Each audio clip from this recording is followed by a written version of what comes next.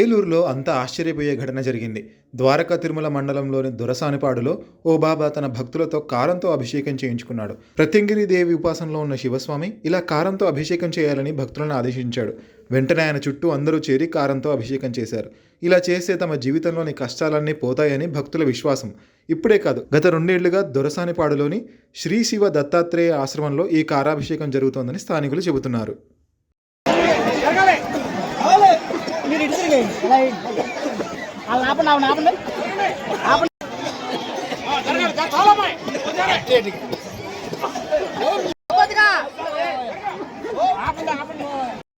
ఆపండి బాగుంది video.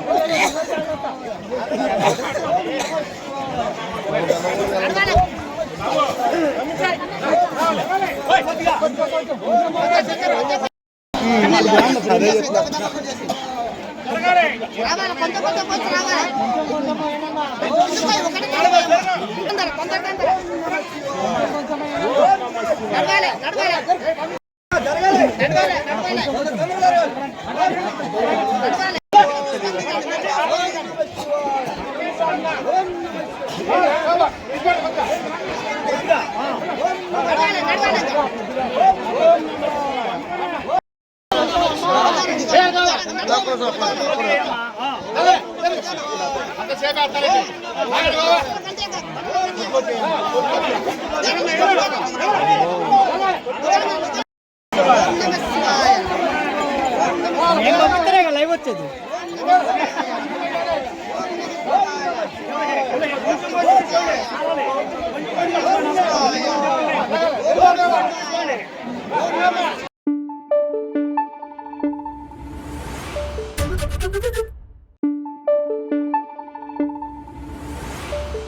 Thank you.